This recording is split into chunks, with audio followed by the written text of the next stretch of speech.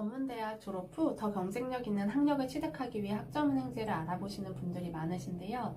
막상 학점은행제를 진행하기로 마음을 먹었지만 어디서부터 어떻게 시작해야 할지 막막하신 분들도 계실 거예요. 오늘은 학점은행제를 이용해 학사학위를 취득하는 방법에 대해 안내해 드릴게요.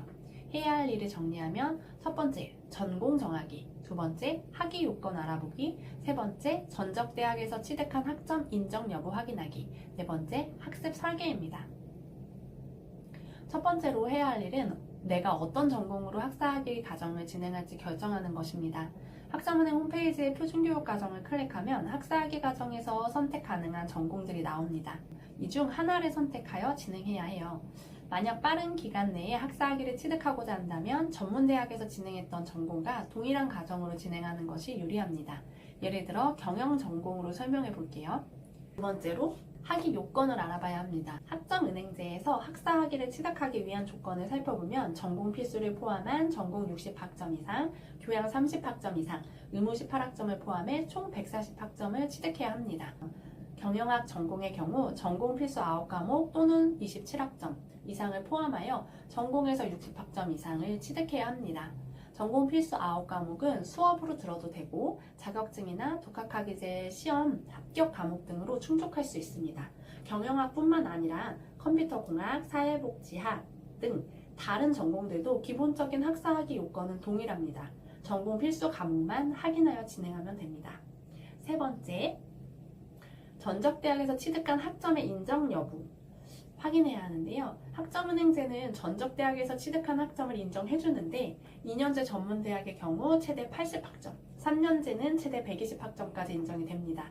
하지만 이 학점들이 학점은행 경영학 학사학위 과정에서 어떻게 인정되는지가 중요합니다. 기본적으로 성적증명서에 교양으로 인정된 과목은 학점은행에서도 교양으로 인정되고 다른 과목들은 심의를 통해 학습 구분이 결정됩니다. 자, 네 번째, 학습 설계를 받는 것입니다. 학습 설계란 내가 보유한 학점이 학점은행제에서 어떻게 인정이 되고 학위를 취득하기 위해 추가로 몇 학점을 취득해야 하는지 계획하는 것입니다. 전문대학 졸업자의 경우 학습 설계를 통해 보유 학점의 인정 여부와 추가로 취득해야 할 학점을 확인한 후 진행하는 것이 좋습니다.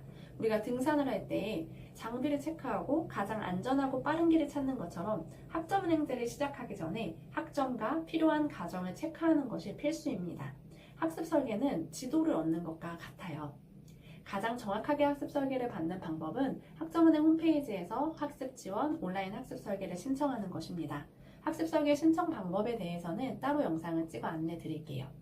오늘은 전문대학 졸업자가 학점은행제를 통해 학사학위를 취득하는 방법을 안내해 드렸습니다.